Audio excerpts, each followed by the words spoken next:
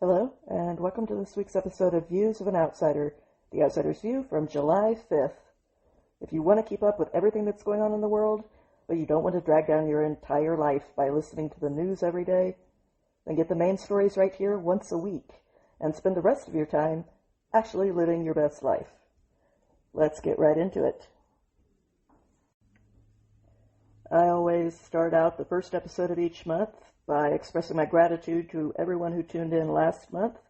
So in keeping with that tradition, I want to give a shout out to the US of A, and then to Finland, who surged ahead into the number 2 space, followed by Hong Kong, Singapore, Germany, Vietnam, Australia, Brazil, Canada, Costa Rica, Italy, Mexico, Paraguay, and Ukraine. I truly appreciate all of you using your time to give me a chance. Now let's get into the headlines. Last week we talked about the decision of an Australian court in Sydney to shield 2 so-called nurses who threatened on video to murder any patients who came into the hospital seeking medical aid who also happened to be Israeli, while bragging that they had already made good on this threat with many Jewish patients. And this week, we saw exactly where that kind of signaling approval for this kind of behavior leads. An elderly Jewish man in Melbourne's Alfred Hospital spent the final hours of his life staring at a hospital wall that had maliciously been plastered with a Star of David that had a red line slashed through it. This poor man died staring at that threat in a hospital. When you signal tolerance of truly radical bigotry, like making open death threats against an entire race of people, then you cannot pretend to be surprised or horrified that this kind of signaling emboldened the kind of maliciousness that would target a dying man and plaster his wall with hatred so that it was the last thing that he ever saw or experienced in this world. A human being, an actual human being, died looking at that tolerated extremism, because those in authority, those with power, continue to signal that the perpetrators will be shielded from any consequences, and even from anything but the mildest form of judgment. This horrifying story was buried in a detailed expose about the rampant anti-Semitism that has been allowed to fester inside of hospitals full of vulnerable and dying people in Australia. Ever since October 7th, when Hamas massacred thousands of civilians after systematically gang raping many of them and mutilating their genitalia, as well as employing other sick forms of torture, including on children, well-documented systematic hatred of Jews has spread throughout Australia, especially in their healthcare system. Doctors and nurses have shown up to work wearing unacceptably unprofessional, genocidal slogans, such as "from the river to the sea," instead of checking their personal political beliefs at the door and behaving like actual adults, meaning professionally. But they prefer to behave like ideological rapists by forcing their worldview into other unwilling people's heads in the workplace and other professional spaces, no matter how unwilling they are to have that done to them. Bathroom stalls and entire hospital corridors alike have been heavily papered with anti-Israel stickers that all are forcibly subjected to, and this is allowed. A Jewish ICU nurse finally quit after more than a decade on the job because management refused to act and so much as check any of this. And here are the results when you make that decision. Results that any moral society should be deeply ashamed of. That you would target a dying person with your political beliefs, that shows a level of dehumanizing depravity that is hard to even comprehend. To display an easy ability to dehumanize another human being to that degree, that you would ideologically violate them in that way, in the most vulnerable moment of their life as they are dying, is evil beyond words. And hospitals are not the only place where entirely unprofessional ideological rape in the form of inserting your private political opinions into your professional responsibilities is being tolerated.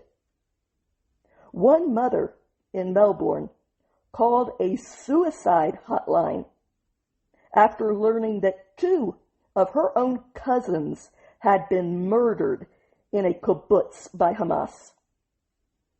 The suicide prevention counselor actually scolded her for not prioritizing sympathy for Gazans over the feelings that she had about her dead cousins, instead of treating her in the compassionate way that you should treat anyone who calls a suicide hotline in crisis. And the bowing down to these ideological rapists just continued. A conference educating people on life-saving treatments for gunshot wounds was entirely canceled after anti-Israel medical workers threatened to protest the conference because those life-saving techniques had been developed on actual battlefields by Israelis. And so, because their politics are that fragile and their hatred is that strong, they not only want to allow more people in their care to die of gunshot wounds rather than receive education from someone that they disagreed with politically, but they also want to stop other people who wanted to receive that education from being able to get it. And they were allowed to succeed in that fascist goal. They prevented the normal, sane, healthy healthcare workers from even having the option of attending the conference and learning these life-saving techniques. Only weeks later, a father and a son, Muslim extremist terrorist duo, shot a bunch of people on the first night of Hanukkah on Bondi Beach. A situation where training for the best on-site emergency treatment of gunshot wounds would have been incredibly useful had not the politically captured bigots been allowed to control society, thanks to the unbelievable cowards in positions of power, kowtowing to them instead of reprimanding them and warning them to up their professionalism, which is the appropriate response to this sort of fascism. And this cowardly signaling of approval for the repulsive has only predictably emboldened the very people that you should not be emboldening. Activists, influencers, and pro-Palestine medical groups. Once again, the insertion of the political being tolerated in the professional, such as the Australia-Palestine Advocacy Network, only predictably ramped up their political pressuring of Australia's Healthcare Regulation Agency, AHPRA, in very real ways being allowed to set important policies when they have demonstrated how biased, how unprofessional, and how out of whack their priorities are. Which is why you have hospitals where they are being allowed to torture dying patients who came from ethnicities that they don't like. Unsurprisingly, one of the main priorities of these activist campaigners in the medical field is to revoke the healthcare agency's adoption of the internationally recognized definition of anti-Semitism, so that they can have even broader free rein in their vile campaign against vulnerable people in hospitals, with even less chance of facing consequences for it, even though those chances are already practically non-existent in Australia. This poor, dying man at the Alfred Hospital had no one who was willing to protect him from these monsters. He was abandoned to whatever form of torment made them feel good. And he died being forced to look at a threat that was openly being made against any person who belonged to his entire race. Again, it was a Star of David. That's a threat against Jews, not the country of Israel. And the saddest part is that no one is surprised by any part of this story. There are those who care deeply, people who still have a moral conscience that has not been entirely eviscerated by social media and politics, who are open-minded enough to have heard enough of these stories to know that they are not rare. And then you have the people who also know that they are not rare and who also don't care. And ironically, it's primarily the people in the second group who believe that they would have risked their life to be a hero and hide Anne Frank from the Nazis in World War II. They won't even make the tiniest waves to stand up to this. But sure, they would do that. The reality is that there will always be those who delude themselves with comforting lies. The question is, are the rest of us going to be one of them? Or are we going to stand up together and say, enough is enough, and push this vile and rotting behavior back out of the public square and into the slummy shadows where it belongs? We will each have to answer that question for ourselves. And one day, we will each be held accountable for our choice.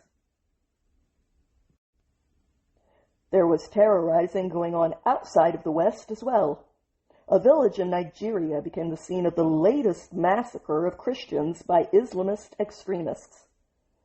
According to Christian Daily International, the slaughter began in the dead of night on June 22nd in Kawel as Fulani herdsmen invaded and killed 28 Christians, including Reverend Marcus Nyam, the pastor of the Church of Christ in Nations, as well as killing at least one pregnant woman, according to Open Doors UK. One of the villagers, Jesse Peter DeCoot, described how they were all trapped inside of their homes as gunmen systematically moved through their community, slaughtering people who held to a different faith. He said, quote, "We were inside our houses when the Fulani herdsmen invaded our village. If anyone came out of their houses, they were shot at sight. And a sound from any of the houses in the village attracts shooting from the terrorists." He also said that all of the phone and telecom services had been cut ahead of time in order to prevent any of the villagers from being able to call security agents for help. So this slaughter was planned and systematically carried out, not random or spur of the moment. Mr. Ducat also said that the people who attacked his village called out the names of Christian leaders there, indicating that they had advanced information from sources beyond their group who were guiding this fully premeditated attack with a hit list. Mr. Ducat said, "They killed my uncle and brothers. I narrowly escaped being shot." Open Doors UK noted that the police did not arrive until after daybreak, even though the massacre began at 2 a.m. They also reported that Bishop Ayuba Matawal, I apologize if I'm mispronouncing your name, of Bokos, said that the late arrival of police left the defenseless community entirely at the mercy of their assailants for the duration of the raid. The church leaders in Bokos also confirmed that Reverend Nyam had indeed been killed alongside the innocent members of his congregation. These massacres of Christians by Muslims in Nigeria is part of a documented pattern of escalating violence across Nigeria's Middle Belt, which has spread down from the violence in the north that has been in the spotlight for a while, all of which is undeniably targeting Christians.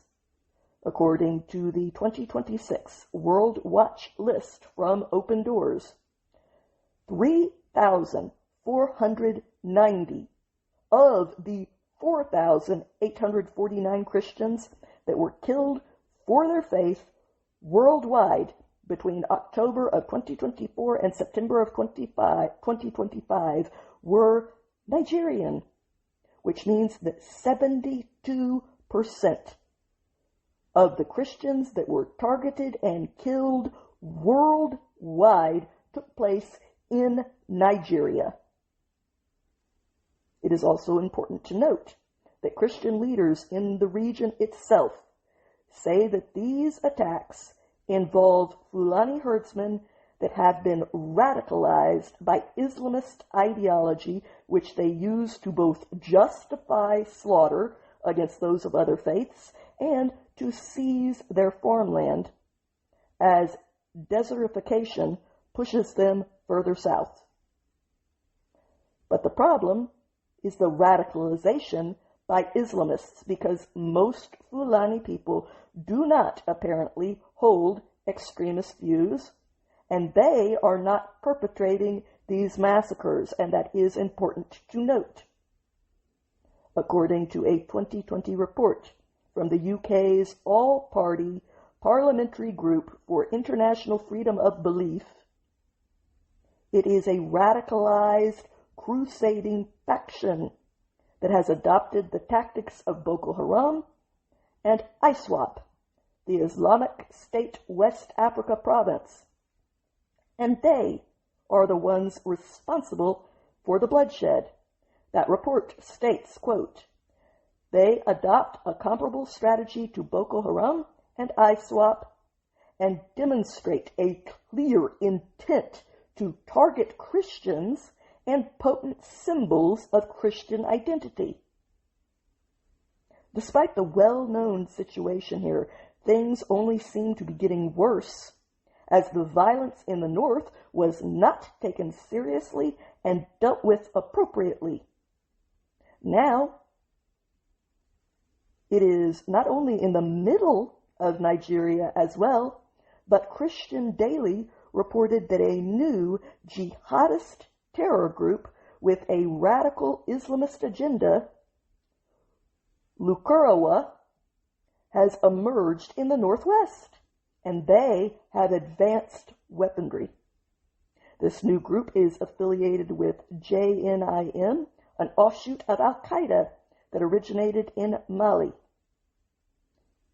Viewed collectively, the latest massacre of Christians, this time occurring in the very heart of Nigeria, shows the extent of this brutal crisis, where Christian communities continue to bear the devastating brunt of the bloodshed, in which terrorists are freely targeting other religions with the most extreme forms of violence available.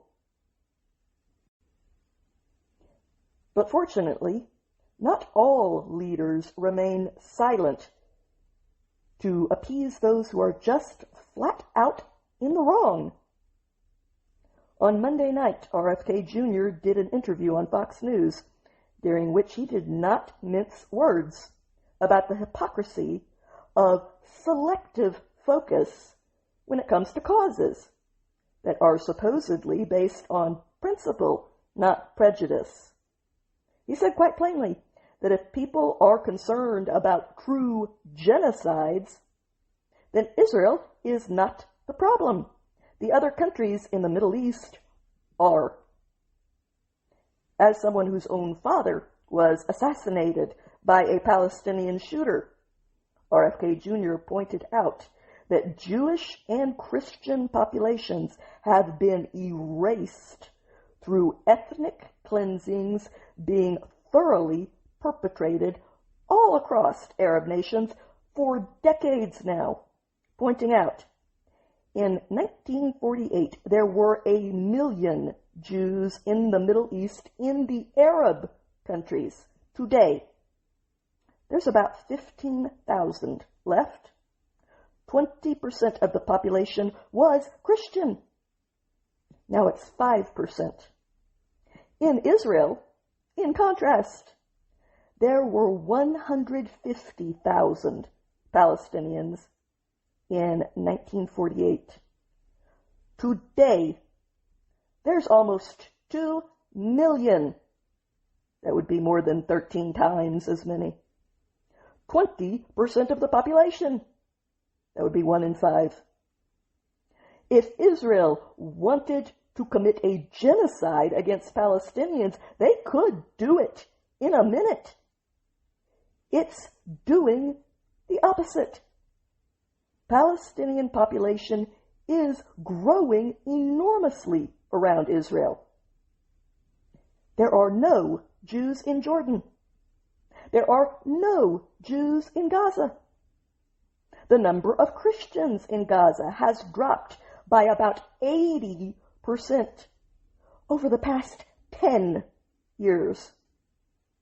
If you want to see where a real genocide is happening, it's not in Israel. It's happening in all the nations around it. You've got to love a politician who isn't afraid to say the unpopular facts, using the unbiased data. The documented records of history back him up on this claim too. Within 30 years of Israel declaring its independence in 1948, somewhere between 850,000 and 900,000 Jews had fled or been expelled from Arab countries. And that number is 1 million Jews if you include Muslim nations expelling them that are not Arab, like Iran and Turkey. The numbers on Christian persecution are also well documented. In Syria, the war that ISIS waged on religious minorities was so brutal that the State Department, the UN, and the European Parliament all formally agreed that it was a genocide. There was no debate over this one or changing of terms and definitions to make it fit. There was complete agreement. Churches were destroyed, as were ancient communities, and hundreds of thousands of Christians were forced to flee Mosul when militant Islamist extremists gave them a choice between converting to Islam, paying a medieval infidel tax, or dying, which, by the way, is the system that Muslims are commanded to create in the Quran.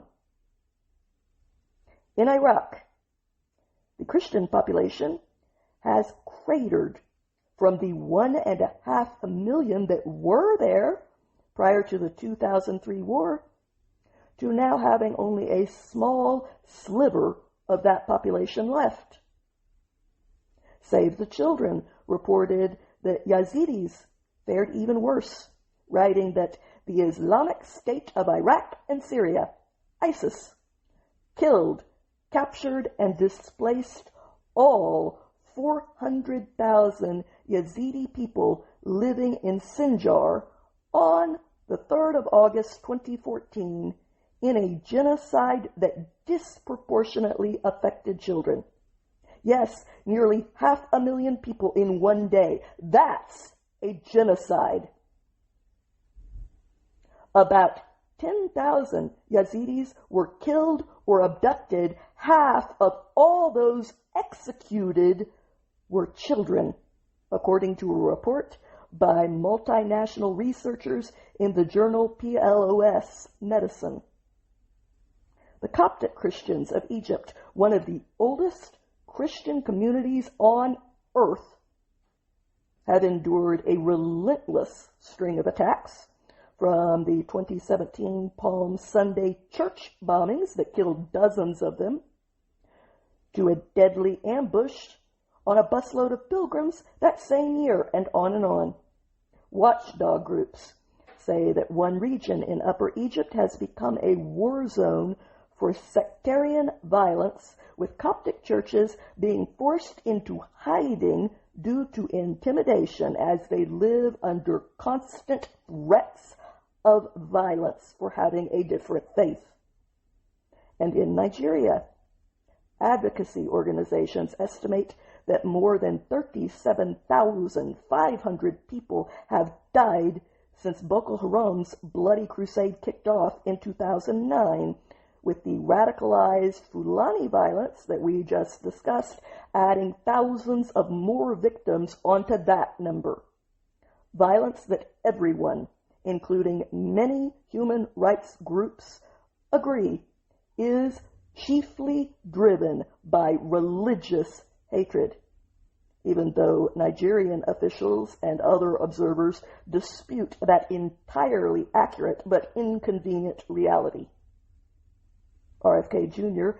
doesn't pick and choose which facts suit him and his preferred narrative. He looks at the entire picture, and when you do that, what emerges is clear. The true cleansing of ancient communities of minorities is not happening within the borders of Israel. It is happening within the borders of their unhealthy neighbors. the same reality that has been true for many inconvenient decades. Meanwhile, over here we were focused on our own issues. Conservatives were busy voicing their outrage this week over the Supreme Court's 5-4 decision to allow states to count mail-in ballots that come in after the election is over on Election Day, so long as these ballots are postmarked on time. Now, the reality here is this. Whether you agree or disagree, given that the Supreme Court has made its ruling, the only path left is to ensure that all votes are required to be legitimate, which is why the right is doubling down on the Save America Act, requiring voters to present some form of ID proving that they are who they say they are before they can register to vote, in order to ensure that only the people who are entitled to a vote are registered in the first place to do so. And that ensures that our elections have integrity so that the public does not have reason to doubt them or question their results, which is a good thing for all. As for the ruling to count votes that come in after Election Day, as the conservative Justice Samuel Alito wrote in his dissent, it opens up and fails to resolve a host of questions for state election officials and courts, and it creates a serious risk of further undermining public confidence in our elections and our system of self-government. Others chimed in agreement. Missouri's Republican Senator Eric Schmidt said that the Supreme Court's ruling was a shockingly wrong opinion. Justice Barrett joins with the liberal justices to hold that federal election law does not preempt states who allow late mail-in ballots to be counted.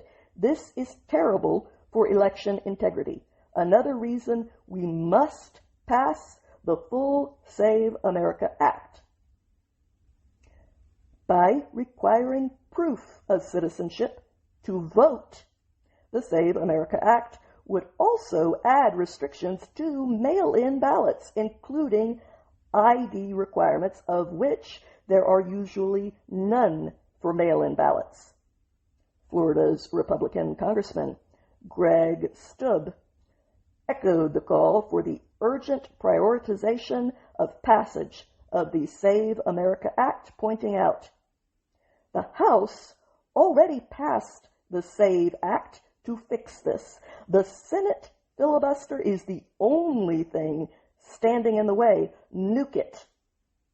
Florida's Governor Ron DeSantis said that allowing, that being the key word, other states to discover ballots once they see how many they need in order to win is a loss for election integrity, but his state will voluntarily choose to play above board, and Florida will continue to only count mail-in ballots that arrive by Election Day. The chairman of the RNC, Joe Grutters, added that if we want fair and secure elections, Election Day should mean exactly what it says, which is why this decision makes it even more important that Congress pass the Save America Act. Democrats are inviting chaos at the ballot box by allowing elections to drag on for days and weeks after voters cast their ballots. The Democrat Senate Minority Leader Chuck Schumer and other Democrats have hid behind the laughably flimsy concerns that the Save America Act could restrict married women from voting if they change their last names and have not received a new passport or driver's license to match that change, as though women are both stupid, too stupid to figure out how to get new ID, and incompetent, meaning being totally incapable of getting their shit together. As a woman, I assure you I'm fully capable of doing both. Thank you very much. Ken Martin, the chairman of the DNC, took it even further than that, claiming that wanting only the citizens that are legally entitled to vote, and wanting them to vote on Election Day, instead of this entirely new system of everyone being held hostage as we wait and see what arrives in the mail, were all people who were clearly maniacal in their intentions, claiming Trump and Republicans are attacking our elections and trying to rig the system in their favor because they know the American people are ready to reject their chaos and corruption this November. The DNC is proud to have stood with the state of Mississippi to defeat the RNC's latest attack on America's voting rights, end quote. My only response is, I guess we'll see what happens in November. The party that does not have the White House always wins the midterms. There has only been one exception to that, and that was during extraordinary times right after 9/11. So I would point out, if you win the midterms, it will literally be par for the course. If you lose them, however, when that has never happened outside of a national crisis, that will be a message of a very different kind. So I guess we'll find out if you are the one with a finger on the pulse of the people.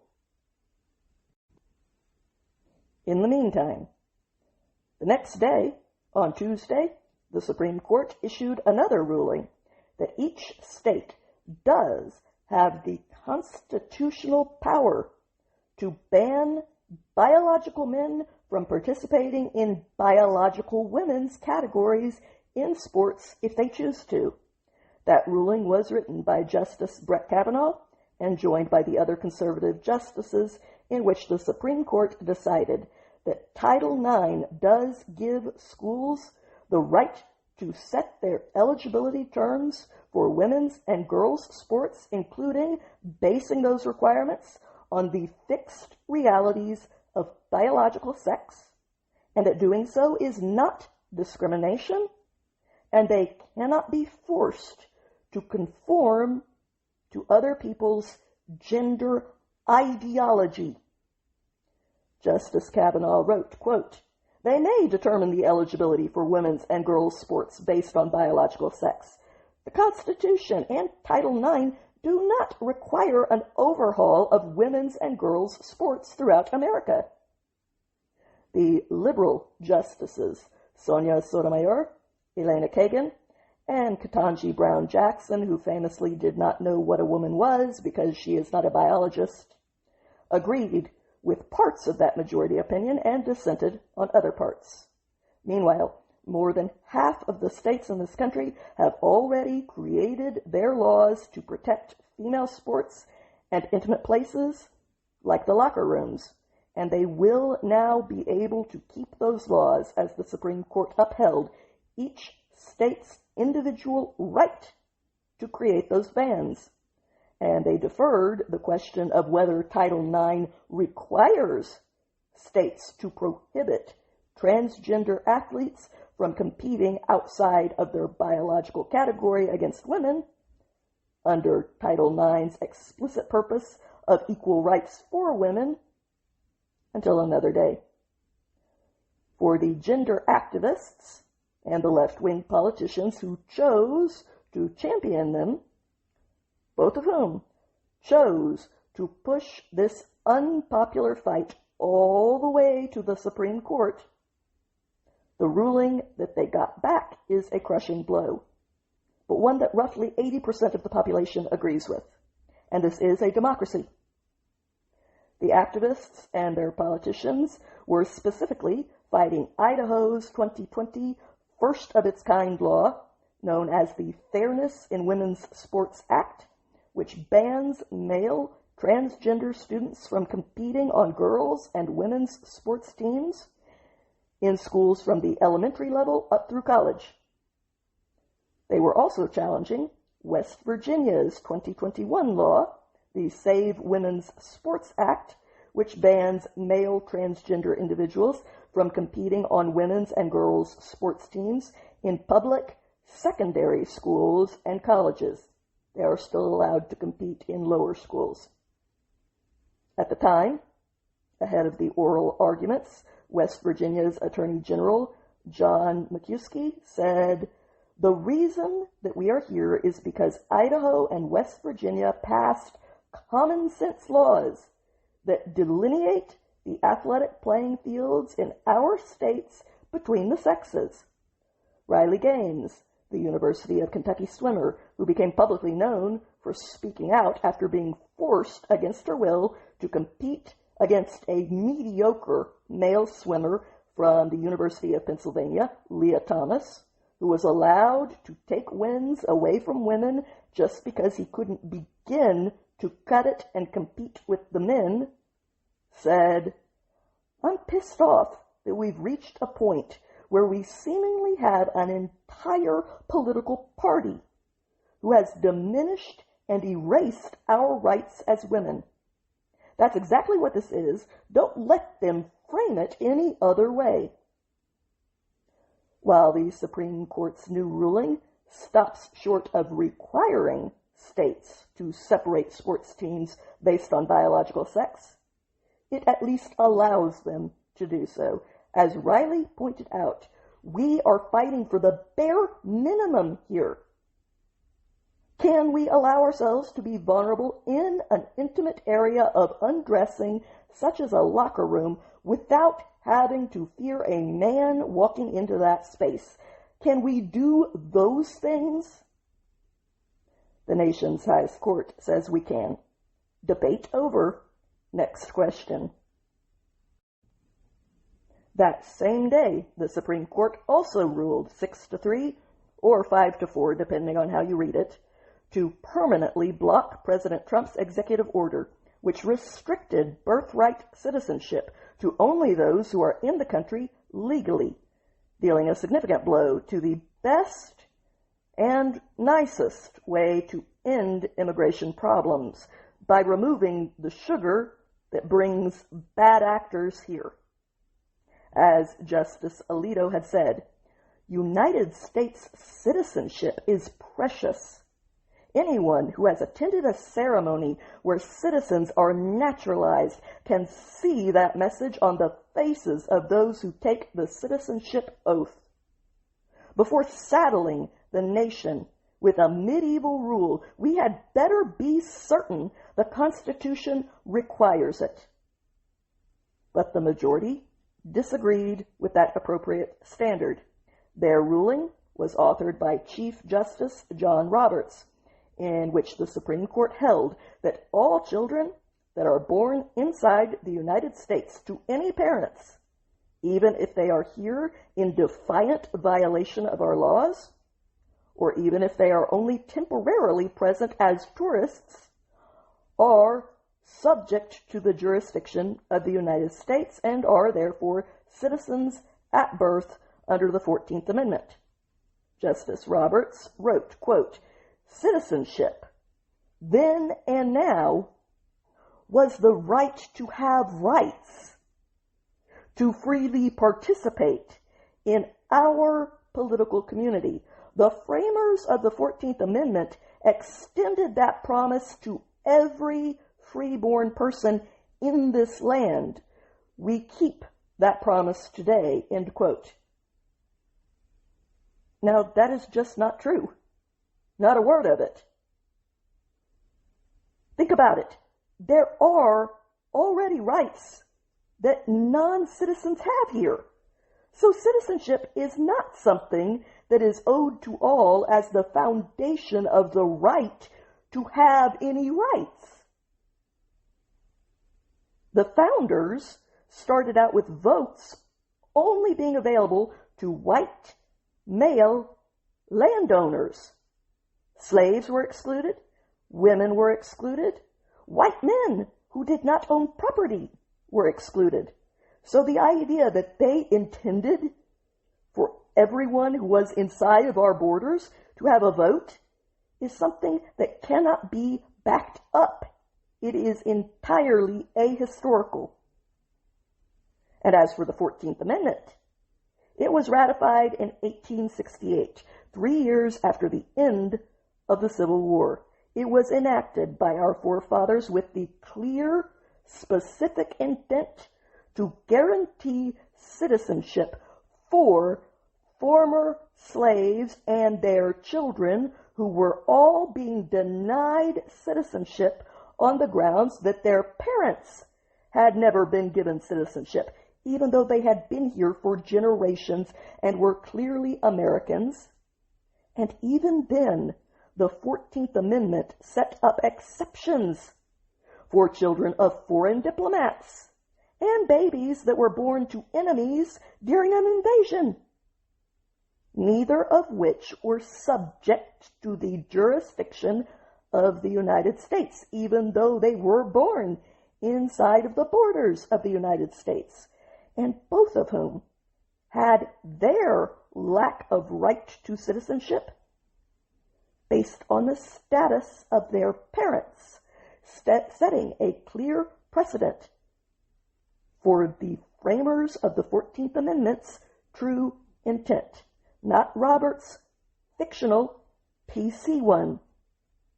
PC being a communist term from the Soviet Union that describes a fact that is not true, but politically convenient. That's actually what that term is. On top of the 14th Amendment itself, subsequent rulings, when it came to Chinese visitors who were here temporarily for work, only reaffirmed that limited intent by not extending birthright citizenship to everyone who is here. Those who are ongoing citizens of another country are not, by reason of that, subject to the jurisdiction of this one, the way that slaves and former slaves were, which is exactly why that clause, subject to the jurisdiction thereof, was deliberately included in the 14th Amendment.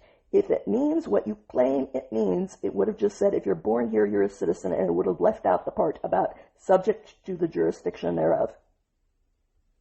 And aside from those legal grounds, there is the simple fact that we are the one and only nation in the world that practices this reckless attitude of giving lawbreakers a legal say in our country. It opens us up to the problems of birth tourism, through which Chinese communists have stolen American citizenship for thousands of their children who have not been raised here with democratic values, that being the important part, but have been raised entirely inside of a communist country without so much as setting foot in America apart from the day of their birth. And yet they have a right to vote on what we do here because of this insanely wild and frivolous interpretation that ignores everything about the text and the context of writing it. As the Solicitor General John Sawyer pointed out, the issue of birth tourism could not possibly have even been contemplated by the authors of the 14th Amendment, arguing, it's a new world where 8 billion people are a plane ride away from having a child who's a U.S. citizen, instead of what used to be a several weeks or months long journey away that would not allow for people to traverse an ocean as a tourist just to steal citizenship and then go back home. And illegal immigration didn't exist. I've gone into all of this in extensive detail before, so if you want the full argument, you can go back and look that clip up, because today has to be about where we go from here. This is a highly faulty ruling. But it is the ruling that we have to work with, unfortunately. Because if they had ruled the other way, it would have been better for everyone. Why?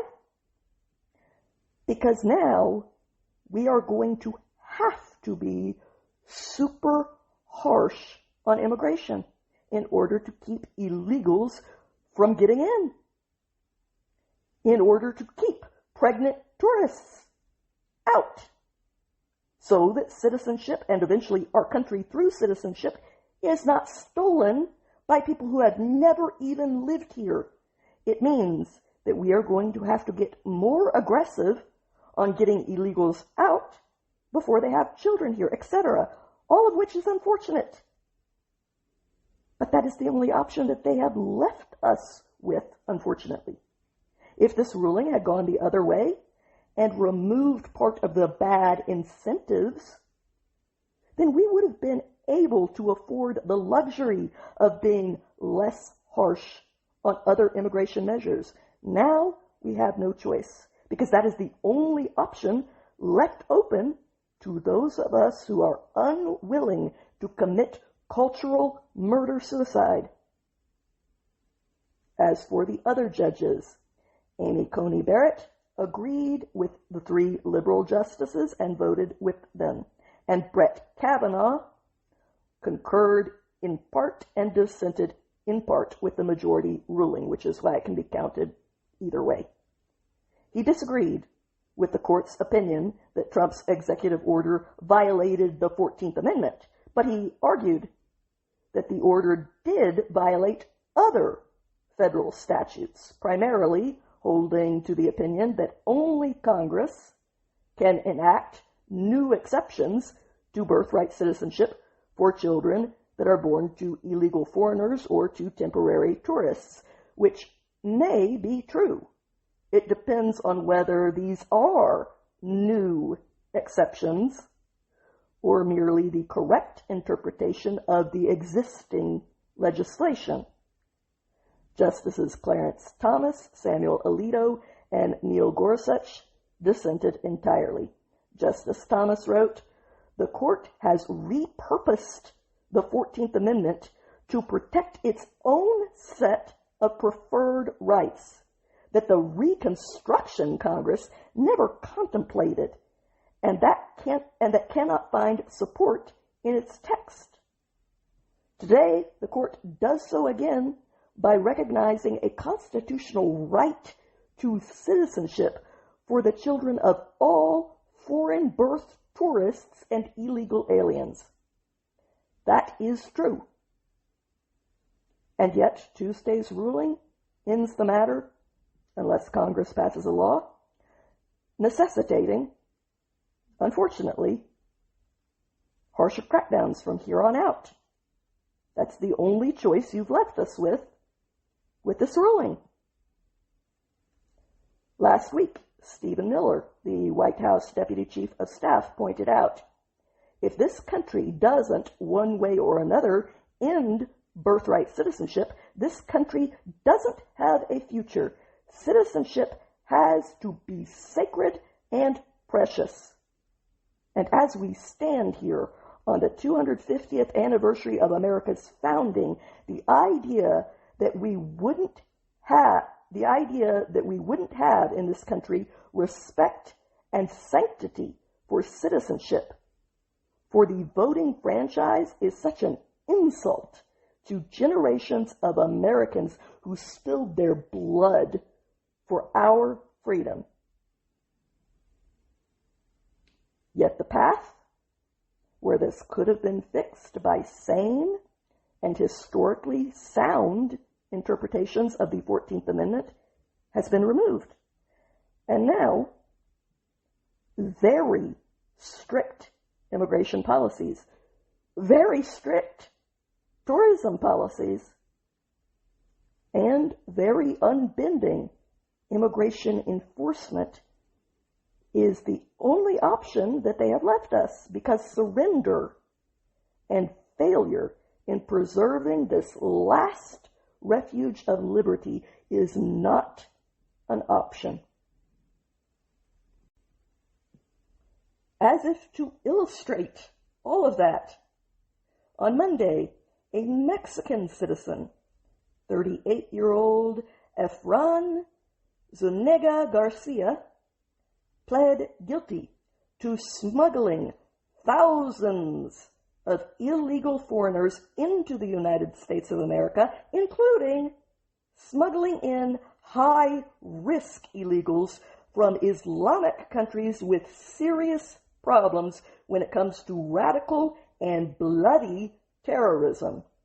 In court, this man, who is actually Mexico's problem, not ours, admitted to sneaking up to 3,000 foreign illegals into America as part of a vast criminal ring that operated from November of 2020 until September of 2023, a criminal ring that included sneaking in high-risk illegals from countries like Pakistan, Afghanistan, Egypt, and Yemen, according to the Justice Department. This crime network also illegally smuggled in foreigners from India, Colombia, Guatemala, Honduras, and Ecuador. It operated stash houses in Monterrey, Mexico, and Piedras Negras, Mexico, I'm probably mispronouncing that, in order to efficiently bring in thousands of illegals.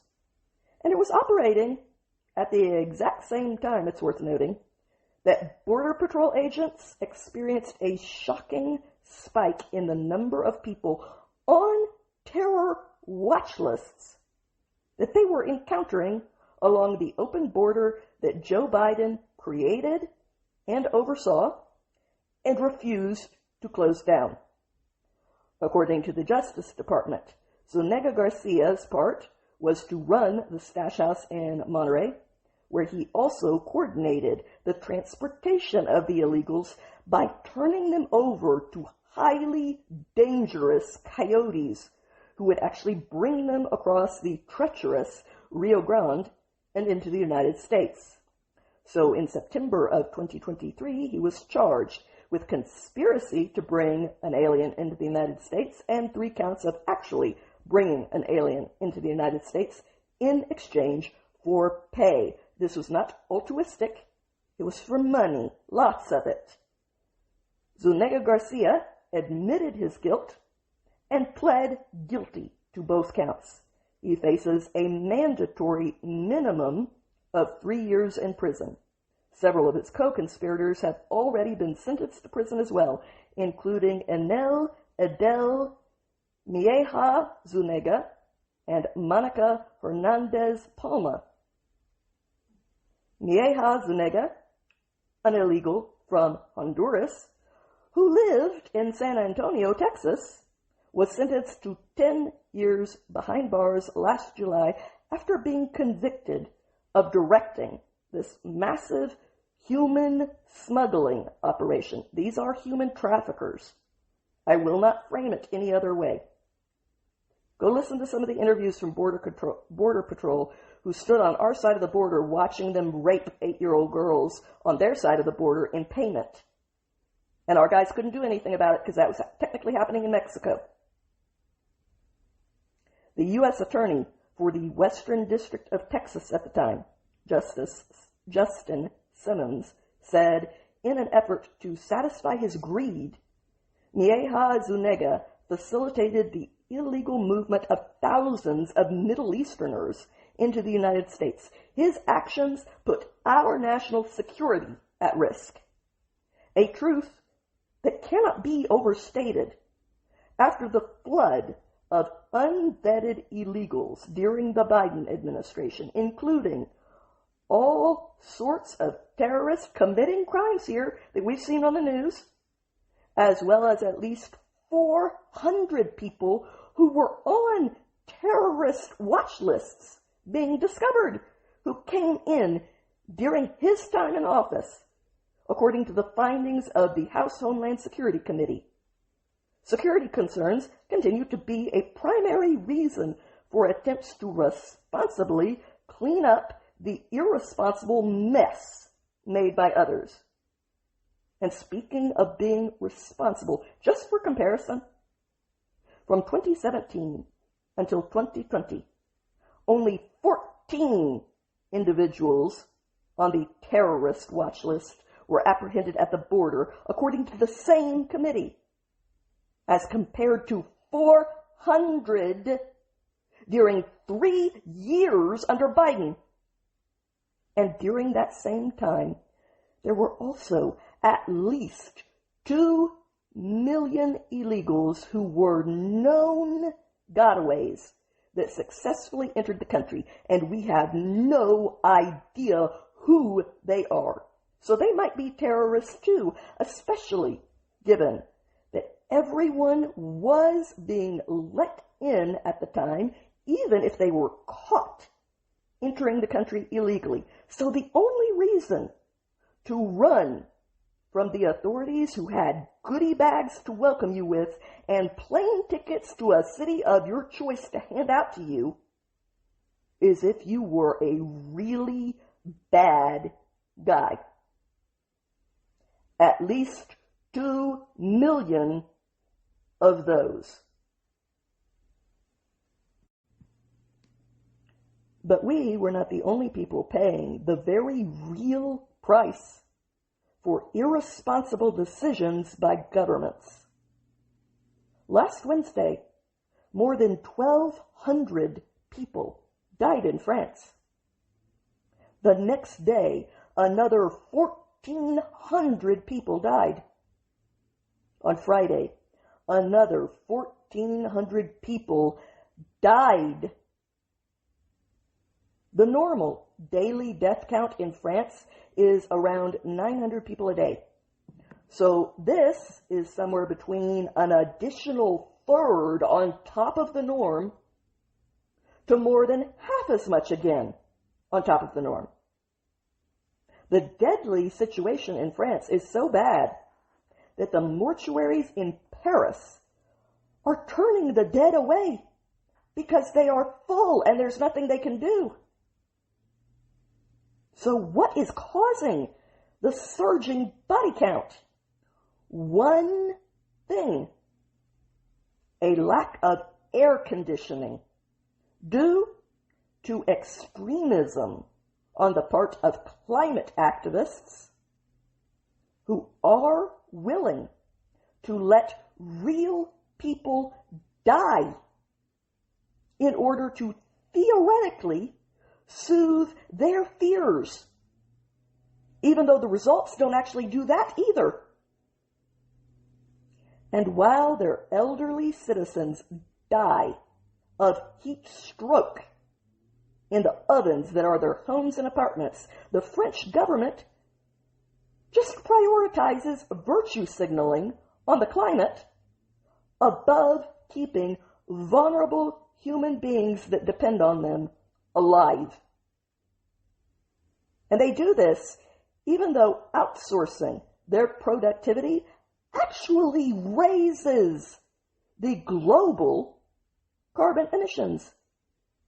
Because the French people still want their stuff, only now it's being made in dirtier countries, and then massive amounts of fuel are being used to ship those products back to France. When your actions are that symbolically oriented, that illogical, and that willfully reality blind to the outcomes,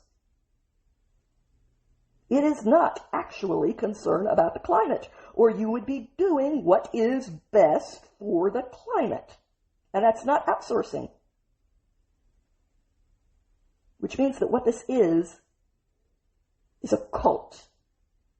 And as a cult, they merely acknowledge that the mass deaths are a horrible situation and then continue to deliberately cause them. This is so incomprehensible to us in America that thousands of journalists influencers, and commenters have been cracking jokes on social media to mercilessly mock the insanely detached handling of this and other serious crises by European governments. But the truth is that this could happen anywhere, including here. I know you don't want to admit it, but that's the truth.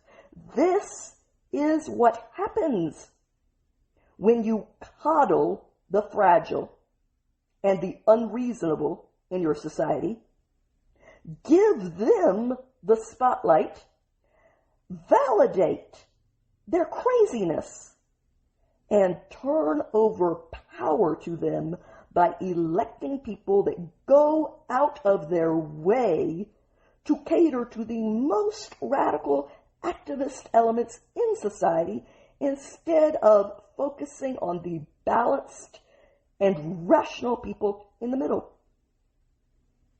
There is nothing funny about the fact that when you make the choice to do that, which we are one election away from doing, the results are actually bloody. Real people pay with their lives. And the wise among us learn the lesson that lies at the heart of the matter, rather than never skimming below the surface and laughing, in the belief that we are immune to the same fate if we allow ourselves to be subjected to the governance of a radical political class of elite ideologues, which is what Europe has done. These deaths of actual human beings that somebody out there loved were entirely preventable. The technology for air conditioning has been around for 124 years thanks to us. And in Europe, ideology is still winning out over life and death. That should scare the hell out of everybody to know that human beings are capable of being that captured. And to watch an entire population being held hostage by a handful of extremists with a death grip on power. In France, only 1 in 4 homes, a quarter of them, have air conditioning. And that has remained the situation despite that country declaring once in a generation heat waves multiple times in the length of just 1/3 of an average lifespan. They did it in 1993, in 2003, and in 2025. Yet, instead of blaming their own government and their own life-threatening decisions, Parisians are blaming a country on the other side of the world, America.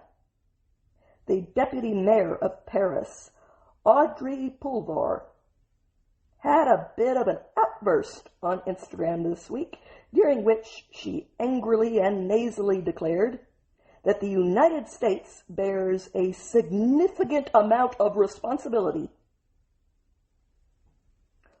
for grandparents in France dying of a heat stroke. Her claim was not even creative, just cult parroting, which surprises no one. She condemned Americans for using our air conditioning, claiming that we were the reason that climate change was happening, and without which it would be less hot in France in the middle of summer, and fewer people would be dying. We will return to the facts on that claim in a moment. Meanwhile, She had no words of condemnation at all for China, which alone is responsible for 1/3 of the entire planet's CO2 emissions. Selective on your principles there, aren't you, Madam Mayor? She also seemed to be completely unaware of the hardcore fact that even if the United States of America vanished into the ether tomorrow, taking its 11% share of global emissions with it, the temperature would not drop by a single degree based on that change, honey. But climate extremism has never been about the facts. It is a religion, an apocalyptic cult, which is why, instead of making a case based on the scientific facts, they merely call you a climate denier, which is just their word for a blasphemer. Religion. She wants us to join the cult, commit suicide, let our people start dying en masse too, and all to accomplish exactly what France is accomplishing by doing that. Nothing. So here is another fact for you, Madam Mayor.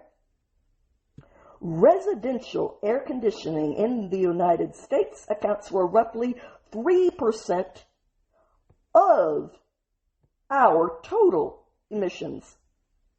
So we could all turn our air conditioning off, and our 11% emissions would not drop by even close to 1%. That's called math. We won't be joining your cult. You can cry if you want to. Meanwhile, the bureaucratic nightmare in France when it comes to trying to get air conditioning has left your people literally dying, and the rest of them literally jumping into public fountains as though they were swimming pools, desperate to cool off so that they don't die too. Go stand in the fountains fully clothed is your official plan to survive for an entire country of people. You've turned your people into desperate animals, Madam Mayor. I would just point out that worked out real well for Marie Antoinette. Good luck to you. Now, the reality is that the French can do what they like and elect who they want to elect. But if you think that you are going to have so much as an influence, much less a say, on what we do over here among the sane people, you are out of your mind. And unless you plug that elitist hole in your superior and factually ignorant face, the next time that Germany starts eyeing you, you can figure it out for yourself, sweetie. In the meantime, we will not be letting our elderly people die, or disabled people like me, to win the approval of the French. In fact, we will not even be turning our air conditioning down a single degree. We will continue to blast it on 100-degree days at a glorious 72 degrees inside, and without even feeling bad about it. In fact, while taking pride in it. And there's not a damn thing that you can do about it. That's not true for your people, Madam Mayor, as they die under your sweaticide when a simple window unit would save them, and you deny them that. One last fact, Frenchie. Every household in France could have a basic air conditioning unit via a window unit for a total of $4 billion.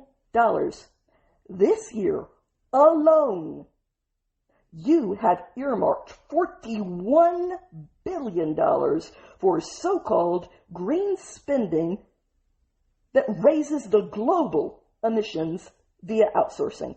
So you have the money to save lives. Letting people die is a choice, which means that we have to consider that maybe the dead pensioners are a feature and not a bug, since their death means less strain on your socialized medicine. And to top it all off, you can even use the body count of the people that you needlessly killed as so-called proof of climate change, when all it actually proves is how stupid and heartless you are, Madam Mayor. And the people of Europe will have to continue taking it for exactly as long as they choose to. Meanwhile, we have our own situations to keep an eye on back over here. After a watchdog group warned parents that their daughters may be forced to share cabins with gender-confused boys at YMCA summer camps all across this country, the YMCA began covering their tracks by deleting a pledge that declared that recognizing gender identity in the name of inclusion was one of the top priorities of that group. The American Parents Coalition and the Daily Wire have been urging parents to get informed on this front for a while now, as repeated red flags have been raised that could endanger your child at a place that you assume they are safe. All parents are encouraged to personally research their local YMCA's transgender policies before entrusting their children to them, and especially before sending your child away to one of their summer camps. Because they have a very consistent history here of scrubbing the proof, but without changing the policies, as they continue to be caught out again and again. YMCA camps across the country, from Colorado to Michigan, have actual policies in place today that allow boys who identify as girls to sleep in female cabins and use female showers and other intimate spaces, even if they didn't discover this convenient identity until they went to camp and found out that a free peep show came along with it. Before the latest round of exposing what is going on in this group took place, the YMCA had a DEI section on its website that highlighted how their organization worked, quote, to ensure that everyone, quote, was catered to under the guise of inclusion across a variety of spelled out identity flags, such as sexual orientation and gender identity. Now that this information has gone public, the words diversity, equity, and inclusion have been erased from the page, along with any reference to the specific types of personal identities that will still be catered to at other people's expense. They did the exact same thing last year. The American Parents Coalition went public with the fact that the YMCA website openly instructed their local chapters to give all campers access to bathrooms, showers, and cabins based on their gender identities, after which they scrubbed those guidelines from the website because it had gone public. But clearly, they continued the policy because here we are again, which proves that you cannot trust them with your kids. As Allie Marie, the executive director of the American Parents Coalition, told the Daily Wire, the YMCA continues to get caught embedding gender ideology into its national infrastructure and is desperately trying to scrub the evidence and rebrand overnight. Hiding the language doesn't erase the policies they are promoting. Parents deserve the truth, not deletions. Certain local YMCA camps are not even doing that much and participating in the hiding.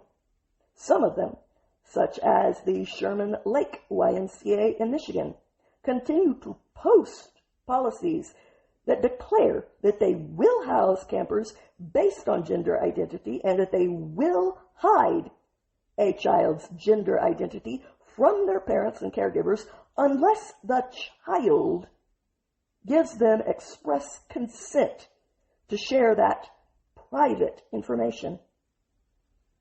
Camp Gorham in New York goes even further than that, declaring that they will house any boys who feel most comfortable with girls and vice versa. They don't even have to claim to identify that way. They just have to say they prefer to be there. They're most comfortable there. As someone who has been following these stories for a couple of summers now, you need to be very, very leery of this group when it comes to the safety of your kids. They are nothing like what they used to be.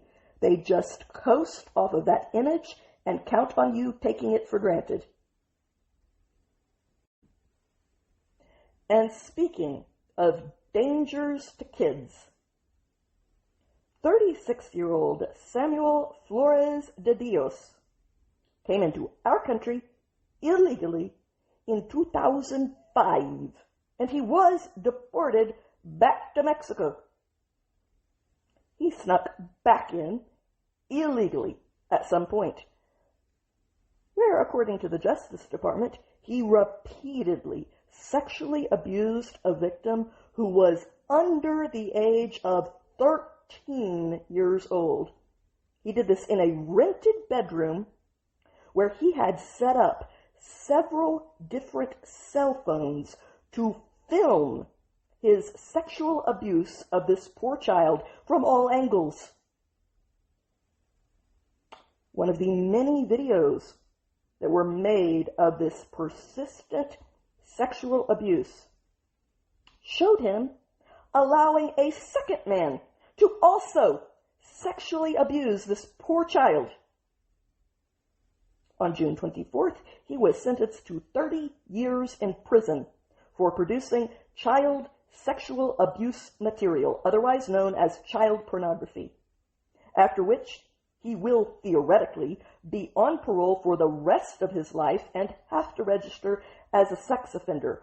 But unless this country loses its mind and puts irresponsible people in power again, he will actually be deported by ICE as soon as he sets foot outside of that prison. And he should be. I give other people out there credit for being sane enough to assume that we agree on at least this. We do not need to import pedophiles in the name of immigration. Claiming otherwise is a truly vile insult to actual immigrants out there. So stop hiding behind their skirts.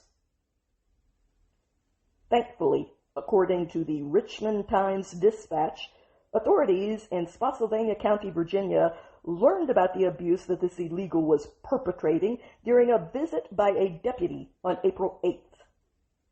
That was when the deputy found a 12-year-old little girl in the home who was brave enough to indicate to him that she was being sexually assaulted by Flores de Dios. he denied abusing her, while also admitting that he did have a photo on his phone of another man who lived in the same house sexually abusing her. So, to sum up, the best case scenario of even that fraudulent claim is that he just admitted that he saw another man raping a child, pulled out his phone, took a picture of it, saved that picture to excite himself with whenever he wanted to, and did nothing to help the child. That's his story. The authorities arrested the other man, 21-year-old Alberto Cocteck, that same day and charged him with raping a child under the age of 13 years old. According to the court records, a Spotsylvania grand jury indicted Cocteck in July of 2025.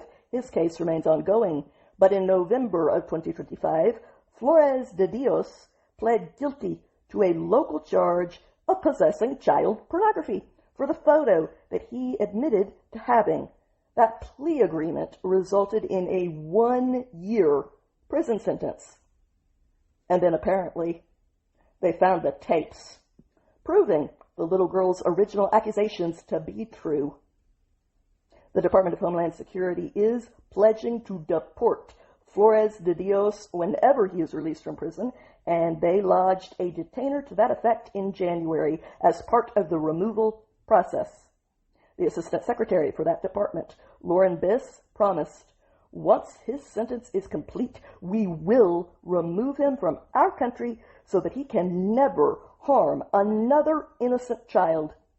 Under President Trump and Secretary Mullen, we are putting the safety of the American people first.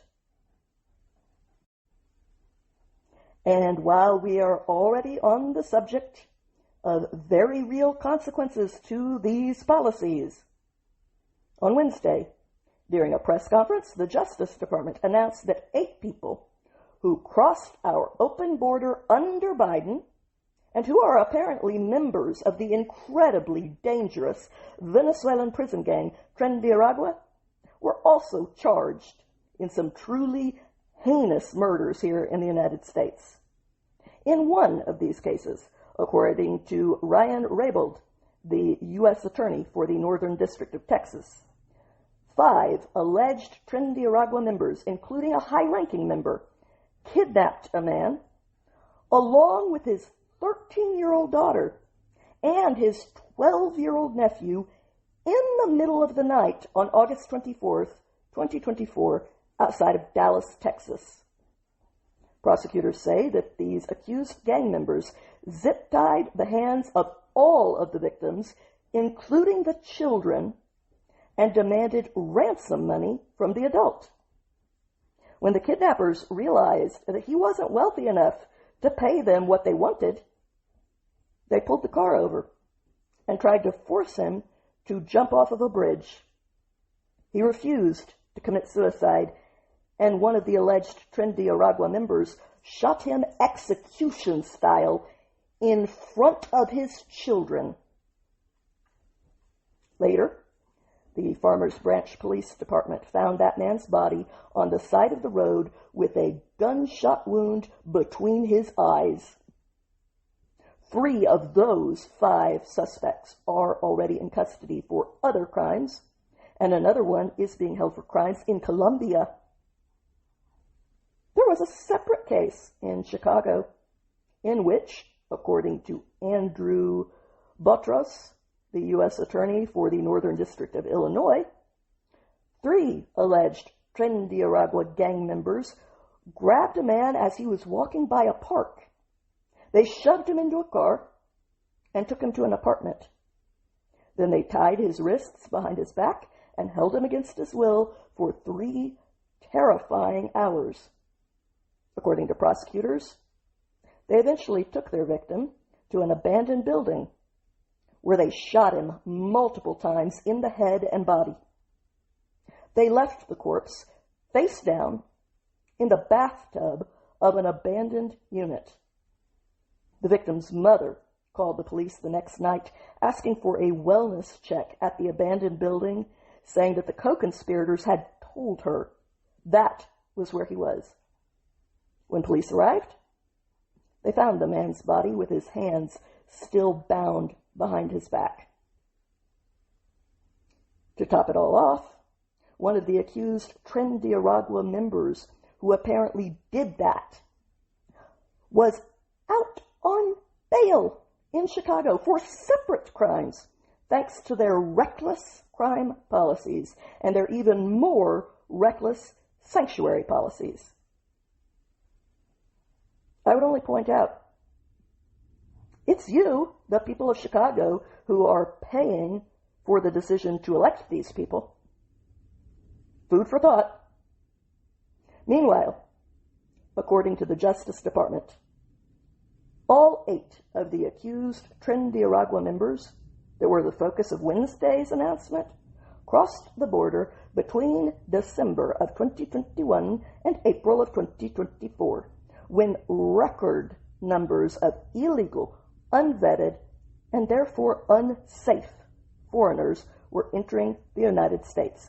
During that time, Tren de Aragua members exploited the chaos that was being stubbornly created by the open borders and the influx of foreign migrants, and they began embedding themselves among larger groups of illegals to cross the southern border with them illegally. At the time, the Biden administration was instructing Border Patrol agents to process and release all illegal foreigners quickly, rather than prioritizing security. As a result, the agents were unable to run thorough background checks on suspected Tren de Aragua members, and they flooded in. The Venezuelan regime also refused to help by providing information on any of its citizens who crossed into the United States illegally, knowing that many of them, not all obviously, but many of them had criminal records that would cause them to be sent back, and they wanted their criminal population to be our problem and not theirs. And why shouldn't they? We were willing to accept that situation. So that entire time, Tren de Aragua gained a major foothold in the United States that they did not have before, where they have been committing murders, including the killing of Laken Riley, the nursing student in Georgia, as well as carrying out full-fledged viral video takeovers of entire apartment complexes in cities like Aurora, Colorado, where they kidnapped, terrorized, and beat residents at will, unopposed by law enforcement. And they were also operating massive sex trafficking rings in New York City, too, for which the acting Attorney General, Todd Blanche, rightly railed at the Biden administration at Wednesday's press conference, pointing out that it was their administration that was ultimately to blame for the killings that their reckless policies enabled, facilitated, and refused to change course on, even as the results were coming in, declaring these violent crimes and murders happened because under the Biden administration, open border policies left our borders wide open, and hundreds of suspected and now convicted Tren de Aragua terrorists poured through those borders and into our country. Now, President Trump stopped this madness on January 20th of last year. That same day, President Trump designated Tren de Aragua as a foreign terrorist organization. In the 18 months since January 20th, nearly 350 members and associates of Tren de Aragua have been charged and or convicted of horrific, violent crimes, end quote. The cases that we just covered would be the latest examples of that. So multiply those stories by 350 and then add on those who haven't been caught yet. And before you stop, imagine how many of our neighbors could have been spared simply by being responsible instead of ideological. You didn't have to refuse to let anyone in. You just had to be responsible about it. You are the ones who chose your own all or nothing terms. You chose that. No one made you take that position. And now you're responsible for that position. And speaking of terrorists, a woman in New York, 37-year-old Catherine Beth Washburn, was arrested and charged with trying to send thousands of dollars to the Al-Quds Brigade's terrorists, aka Palestinian Islamic Jihad, which is a designated foreign terrorist organization, making her actions a crime, as well as being unbelievably immoral. That criminal charge carries a potential maximum sentence of 20 years in prison and a $250,000 fine, just for the record. According to the report by the Justice Department, Washburn is a leader of the Direct Action Movement for Palestinian Liberation, which is an extremist organization that was formed by liberal groupies of gang rapists immediately after Hamas attacked primarily Israeli women and children on October 7th, 2023.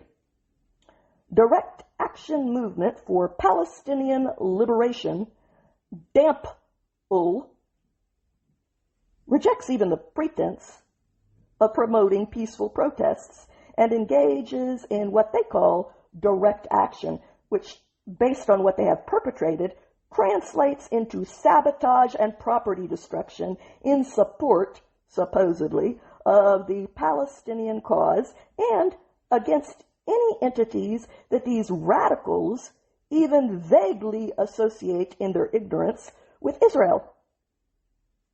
The Assistant Attorney General for National Security, John Eisenberg, pointed out, as alleged, Washburn repeatedly voiced support for violence against Israeli civilians and attempted to provide material support to the Palestinian Islamic Jihad by sending cryptocurrency to an individual who claimed to participate in its attacks. Those who aid foreign terrorist groups will be prosecuted to the fullest extent of the law. They know that she did all of this because apparently the FBI's Joint Terrorism Task Force executed search warrants in February and in March of this year, and they recovered the electronic messages between Washburn and an individual who identified himself to her as a Palestinian Islamic Jihad fighter in Gaza who claimed to have taken part in violent attacks against Israel. In one of the messages that was cited by the prosecutors, Washburn apparently wrote, "I wish every day were October 7th," adding that she hated Jews and also wished that the country of Israel would disappear. It's not going to, but you are, at least for a very long time.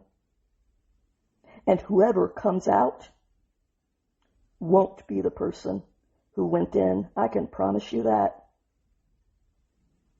According to prosecutors, the pair went on to discuss Palestinian Islamic Jihad attacks on Israel and the weapons and ammunition they would need. The analysis of the financial records proved that Washburn made approximately 80 different monetary transfers in cryptocurrency that totaled about $30,116, which was all sent to an account that was used by the terrorist jihadi. Hey, jihadi is in the name of the terrorist organization he belongs to. Don't get mad at me. It's the name he chooses. I respect people's self-ID. Michael DiGiacomo, the U.S. Attorney for the Western District of New York, said that the only reason that more crimes in furtherance of violence and terrorism were not committed was because Washburn was stopped before her efforts could continue, saying despite her alleged attempts, including cryptic communications with a fighter involved in violent attacks in the area thousands of miles away, Catherine Washburn was stopped, and so too were her efforts to support violent extremism. Colt Murkowski, the acting assistant director of the FBI's counterterrorism division, reiterated that the FBI remains focused on cutting off funding to terrorists, and we will go after anyone who is self-destructive enough in their venomous hatred to give them money to hurt innocent people, saying the FBI is committed to cutting off funding to terrorist groups and will continue to work side by side with our Justice Department partners to make sure anyone who engages in terrorism or provides assistance to such organizations is held fully accountable in our justice system. This particular terrorist accomplice will have her crimes prosecuted by the U.S. Attorney's Office for the Western District of New York and by the National Security Division of the Justice Department. But of course, that was not the only crime taking place. A 10-year-old black boy in Missouri was charged with first-degree murder for fatally shooting a 7-month-old baby girl whose 19-year-old father is now also facing felony charges for leaving a loaded gun where children in the home had access to it. This unbelievable horror show occurred shortly after 4 in the afternoon on June 26 in St. Louis. According to the St. Louis Metropolitan Police Department, their officers responded to reports of a shooting, and when they did, they found 7-month-old Kayumi Parker still alive, but suffering from a gunshot wound, and apparently no one had rushed her to the nearby hospital. So that's what the officers did. Not wasting any more time waiting for an ambulance to arrive, they put her into their patrol SUV and began life-saving efforts, which were continued by medical professionals. But this innocent baby girl died. So homicide detectives and child abuse detectives launched a joint investigation, which police say revealed via witnesses that a 10-year-old boy was responsible for the apparently deliberate shooting. The boy was taken into custody, and he has been charged with first-degree murder in juvenile court. According to local reporting, he is believed to be the youngest person to ever be charged with murder in Missouri. Police have not publicly identified him because he is a minor. Police have also not publicly explained the relationship between the 10-year-old alleged shooter and the dead baby's 19-year-old father, Camarion Pawnell, who they also arrested after investigators determined that the gun that was used, allegedly by the boy in the shooting, belonged, allegedly, to the 19-year-old father, which he admitted, according to the court documents. As such, Pawnell has been charged with 1 count of second-degree felony murder, 1 count of endangering the welfare of a child resulting in death, and 2 counts of endangering the welfare of a child creating substantial risk. Investigators say that the alleged 10-year-old shooter told police that he knew that the gun was hidden underneath a mattress in the bedroom, and that he had been aware of its location for a long time, and had even removed and handled it on previous occasions. His decision to leave a loaded gun where children had access to it directly contributed to his daughter's death, which is why the 19-year-old father has been charged, and he is being held without bond. Meanwhile, Minnesota's Board of Pardons decided to grant clemency to a highly dangerous criminal who was convicted in a court of law of repeatedly raping a 10-year-old little girl. They seem to have made this move to grant him clemency all in order to interfere with his removal from this country based on his crimes here. So to be clear, they would rather unleash a violent pedophile on their neighbors' children for ideological reasons than to allow even that kind of foreigner to be deported. For the record, the board that made this decision includes the Democrat governor, Tim Walz, the Democrat Attorney General, Keith Ellison, and the state Supreme Court Justice, Natalie Hudson, whom I'm sure would all want everyone to know the decision that they made on their behalf. They allegedly believe that it is the morally right one to make, and therefore they would want everyone to know that they did the right thing. So let's make sure that everyone knows what they did. And then all of those people can decide for themselves if they agree that this was the right thing to do. That is entirely fair. In fact, that is exactly how a democracy is supposed to work. You are supposed to know what you are really voting for. And then you get to vote for what you actually want and against the thing that you don't want. Trying to hide your record is only proof that you know full well that what you are doing is the wrong thing, and that you know that the people don't want you to do it. That is the only reason to hide it. In light of that, you should know that these are the people who are responsible for the vote on June 10th, which pardoned Thao Lu Vang, a citizen of Laos, not our problem, who lost his formerly legal immigration status after being convicted in 2006 for his first-degree sex crimes against a child. According to the court documents that were cited by DHS, Vang repeatedly sexually assaulted a little girl, raping her again and again through the years, continuing his repeated abuse from 2002 until 2004.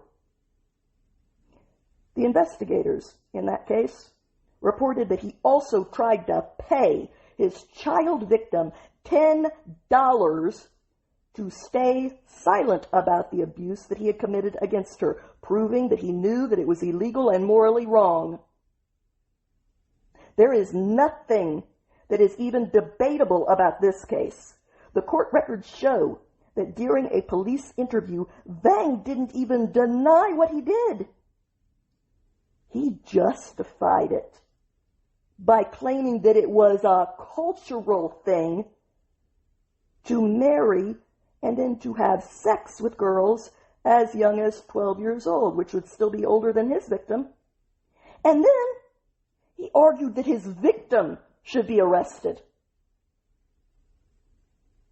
After losing his legal status as a result of his conviction for these vile crimes, he was issued a final order of removal by an immigration judge that same year, as is entirely appropriate.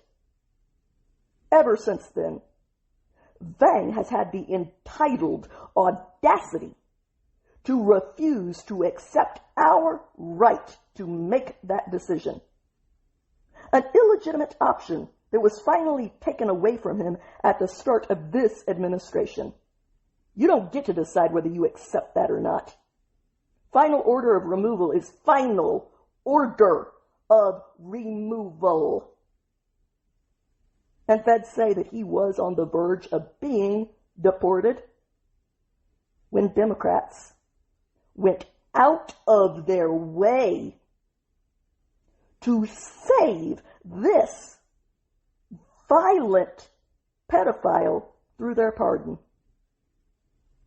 The Ramsey County Attorney's Office, which prosecuted the original case, opposed this heinous move. Those prosecutors argued that Vang's offense was exceptionally serious, and they pointed out that Vang had already received a very lenient sentence for his crimes, in part because the child victim, who was 12 when the case was prosecuted, faced pressure from family members not to cooperate with the authorities. So a lot of people have been shielding this guy at the expense of the child, and Democrats decided that was also the position they wanted to take. Like the Assistant Secretary for the Department of Homeland Security, Lauren Biss, said, Governor Tim Walz's decision to pardon an illegal alien convicted child rapist so that he can remain in our country is disgusting. These are the criminal illegal aliens he and his Minnesota sanctuary politicians are protecting. Following the conviction, he was placed in removal proceedings and issued a final order of removal by a judge. This pardon will take away this child rapist's qualifying convictions that made him removable from the United States. DHS also made it clear that pardoning a pedophile so that he wouldn't be rightfully deported is part of a much broader pattern. Minnesota's Clemency Review Commission previously approved a pardon for another citizen of Laos whose criminal history included armed robbery against our people and drunk driving that endangered all of our neighbors. Whether this pardon will ultimately succeed in preventing Vang from being deported remains to be seen. That will be determined in the immigration courts.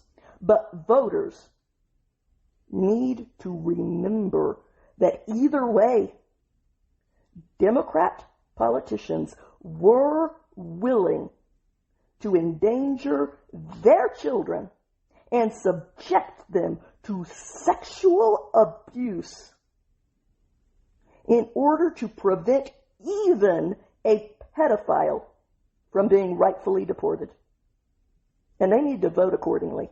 So unless those are your priorities too, the prioritization of foreign pedophiles and the desire to import them here and shield them from consequences at the expense of tiny kids and innocent women on the streets, unless that is a bigger priority to you than your children, you need to remember that the Democrats have openly signaled that that is exactly the way that their priorities are arranged, and they will act on them if you vote to give them power.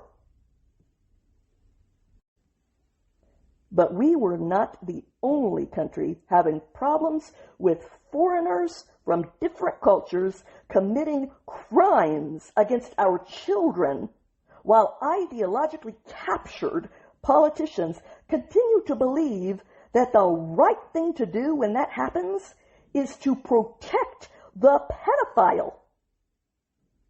Which is why the Muslim ringleader of a Pakistani rape gang that methodically targeted young girls in Britain for sexual trafficking was just released from prison 8 years early. He's not even 2/3 of the way through his sentence. Shabir Ahmed was sentenced to a paltry 22 years in prison after being convicted in 2012 for multiple rapes and other sexual offenses against little girls as young as 13 years old. Ahmed gave his child victims drugs and alcohol and then gang raped them in rooms with other men who were overwhelmingly from Pakistani Muslim backgrounds. Most of the victims were white girls from working class families, according to the Telegraph. Gerald Clifton, the judge who oversaw Ahmed's case, stated that Ahmed's victims were treated as though they were worthless and beyond any respect, and simply because they were not Muslims. And make no mistake, if you are unfamiliar with these groups and the testimonies of their victims, then I am here to tell you what a lot of people don't want to bring into this conversation, but which there is endless testimony to prove. They specifically target white girls on the basis that they are racially inferior. These are Muslim supremacists, full stop, who openly say as much to their victims.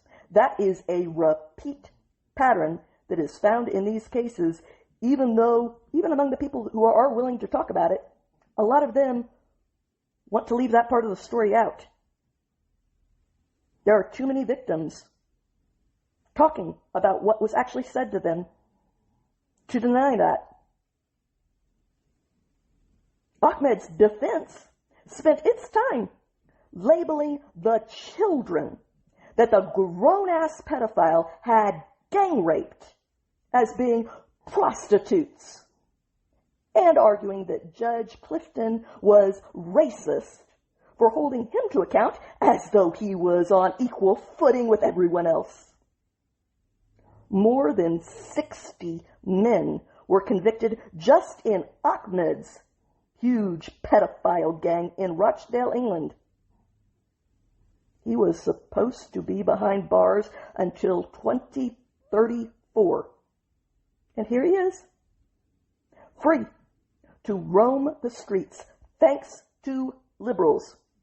And more children will be put at risk while his unlikely deportation is discussed instead of it being a given under the circumstances. A letter that was sent to one of Ahmed's victims revealed that the British government does not currently have any plans to deport Ahmed back to Pakistan due to the 1971 Immigration Act. That act says that any immigrants who arrived in Britain before 1973 and have lived in that country for more than 5 years cannot be deported for any reason, even the mass rape of children. Sarah Robotham, a former National Health Service worker who helped to uncover Ahmed's crimes, reminded everyone of what they are dealing with here, saying he was able to coerce, manipulate, and organize a highly manipulative group of men, and when in court, he was volatile in court and towards the judge. There have been no indications that his views have changed. The de-investment in probation services means that any monitoring of him and his behavior is likely to be really weak. Who is going to make sure he and maybe others do not seek revenge? A victim who did not want to be publicly named told the BBC that she was scared of that very thing, fearing for her safety and for her kids' safety. She added, "The main ringleader is getting out of prison, who is well known in Rochdale, Oldham, and Middleton. So even if he's not in that area, he still knows people and has a chance to talk to people from that area, and that makes me unsafe." But who cares about you or your kids? You're just a white, working-class rape victim. He's a brown pedophile gang rapist. So he outranks you in the hierarchy of what's important. Know your place. At least that has been the attitude of the British government and the British police for years. The Home Office, the UK government's lead department for policing, border security, and immigration, acted as though anyone out there still believes their empty promises, declaring that this was all okay because, quote, "his every movement will be tracked," and forced to wear an electronic tag. He will rightly be on the sex offenders register for life, ordered to stay away from his victims, and banned from contacting any child or young person. And he has proven himself to be so good at obeying the big laws that why should anyone be concerned about him violating a restraining order? I mean, he unapologetically rapes kids, but he would never do that. We've told him not to. Over here, we had our own unapologetic lovers of violence. In Wisconsin, Teja Delaruelle, a trans activist democratic socialist who formerly volunteered on their local campaign for another trans socialist, openly called on other people to commit mass violence against their local Republicans, giving the same call over and over again throughout an entire series of social media videos. According to the New York Post, one of those videos shows him sitting in front of a dry erase board that reads, "Kill your local Republican."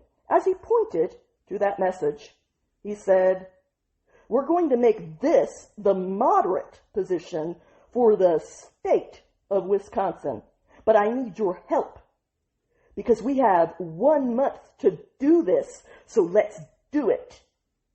Then he gave 2 thumbs up to the camera. In another video, he declared, "We're doing trans jihad." Well, if that's how you want to identify, we can certainly treat you that way. You aren't going to like it. He went on, "It's about making the oppressor, the bigots, the animals that make up MAGA, for example, right? So for decades, everyone else, all the marginalized in-house minorities, we've had to be the ones that walk down the streets with anxiety, with fear. But no more. No more, folks. We're going to do the reverse. We're going to make it so that they will be the ones that have to walk down the streets in fear, anxiety, and worry. And we're not going to make this like, oh, they got to do this for like a week or something, where they get really scared. No, this is their new reality, and it's never going to change. Ooh, I'm scared. I hate to disappoint you, crossdresser, but we will never be scared of you. The very first person that you physically attack, we will put you behind bars for it. And we will leave you there. And forget about you. and continue to lead our happy lives. The same goes for anyone else who is pathetic enough to listen to your mentally ill ass. There are still way more of us than there are of you, and we still get to vote too. So talk big all you like if it makes you feel better, but we will bitch slap you with the law book if it ever crosses into even the slightest form of action. And that is a promise that you can take to the bank.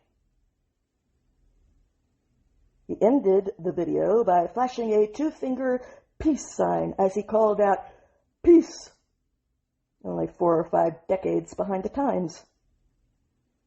Delaruelle also wrote multiple Substack posts about Wisconsin politics, advocating for trans jihad, writing, "Society desires nothing less than our total extermination. Therefore, we must destroy their society. We must answer this call to an existential struggle, our jihad, our trans jihad."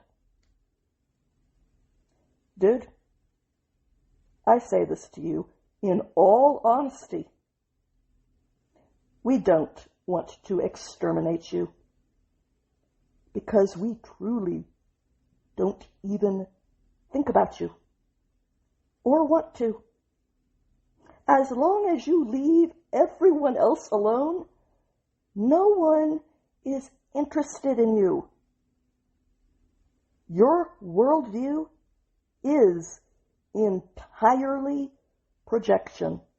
The hostility is coming from inside the house, which is not surprising because mentally ill people are mentally ill. As for the bigger picture, Delaruelle has volunteered for the campaign of the transgender Democratic Socialist candidate, Katrina DeVille, who is on the ballot in the upcoming Democrat primary in August for Wisconsin's 8th congressional district.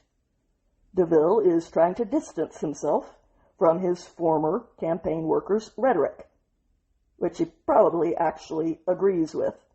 But he's trying to distance himself by telling the New York Post that Delaruelle only volunteered on his campaign briefly before being removed for being deeply troubled.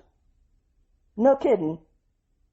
He says that he has blocked Delaruelle from all of his social media accounts because Delaruelle was, quote, actively creating a dangerous situation around my campaign.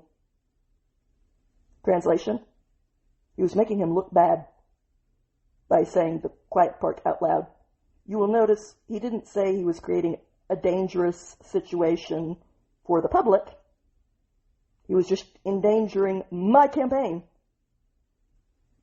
But he at least paid lip service to the only acceptable stand that wouldn't eliminate him with voters, saying, quote, "I want to be clear that I do not accept or condone violence or threats towards anyone, and do not encourage violence, hate, or threats of any kind," end quote. Okay. So question. Do you support committing this guy to a psychiatric facility against his will for his own safety and for the safety of others? Talk is cheap, sweetie. So why don't you lead the campaign on that? Prove that you'll be an unbiased gatekeeper of your own sect.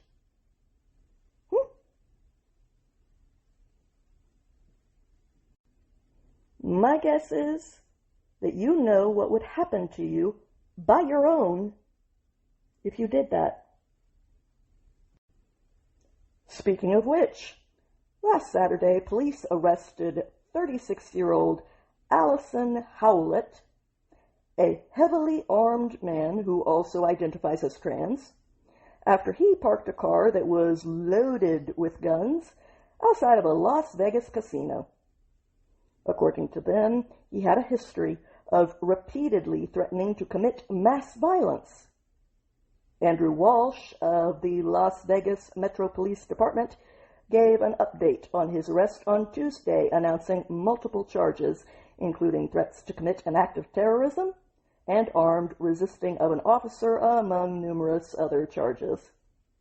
Apparently, police arrested Howlett outside of the Sunset Station Casino in Henderson after they received a phone call from his spouse claiming that he had stolen a vehicle full of weapons. They also told police that Howlett had threatened to commit suicide by cop during the commission of a mass shooting. During Tuesday's briefing, officers actually played a recording of these threats to commit mass violence, in which a man, who is, by all accounts, Howlett, can be heard threatening, quote, "I swear to God, if the FBI doesn't come effing arrest me, there's gonna be an effing mass shooting. There's one day you're gonna be pissing me the F off, and it's gonna be the last effing straw." End quote. Howlett now denies that he wanted to hurt anyone. Of course not. And he also denies that he made the previous threats to commit mass violence. A police report that was obtained by the Las Vegas Review-Journal said that Allison stated that everyone is out to get her and are setting her up. It's a police report. So the truth actually matters, and the word you are looking for is him. The chief of Henderson's police department, Reggie Rader, was also careful to use female pronouns for this deranged male. Rader also played footage from the scene showing several police officers surrounding the car and pulling Howlett out. That was when they discovered that he had been sitting on a handgun. There was also a fully automatic machine gun in the back seat. In total, they recovered 22 guns, including both handguns and rifles, and hundreds of rounds of ammunition just from the car alone. But remember, he didn't want to hurt anyone. They found an additional 30 guns and thousands of rounds of ammunition at his home. A judge has set his bail at $500,000. The first hearing is set for July 15th. Meanwhile, overnight on Thursday, Russia launched one of its largest aerial assaults yet on Kyiv, killing at least 22 civilians and injuring more than 90 more people in an attack that Ukraine says deliberately targeted residential areas in multiple parts of the city. According to Ukraine's Air Force, the strikes went on for hours and used 496 drones and 74 missiles. While Ukraine has significantly improved its ability to intercept Russia's drones during the war, officials say that ballistic missiles remain much harder to stop, and roughly 1/3 of the missiles that were launched during Thursday's attack were ballistic missiles. The Associated Press reported that more than 50,000 residents took shelter in subway stations as the explosions rocked their capital and the air raid sirens sounded. They're basically living out Britain's Blitz. Afterwards, emergency workers spent Thursday sifting through the rubble of collapsed apartment buildings looking for survivors, while fires burned in multiple districts of the city. Authorities reported damage at more than 30 different locations, including around 20 residential buildings that were damaged, trapping residents inside of the collapsed rubble. According to The Guardian, the mayor of Kyiv called it the worst attack on the capital of Ukraine by Russia in more than 4 years of warfare. Russia's defense ministry claimed that the barrage was retaliation for Ukraine's recent long-range attacks on Russia's oil refineries. They also claimed that they had targeted weapons factories, energy infrastructure, and military airfields using, quote, high-precision, long-range weapons and drones. The Kremlin's spokesman, Dmitry Peskov, echoed these claims, maintaining that the strikes were directed exclusively against military or military-linked targets, not residential areas.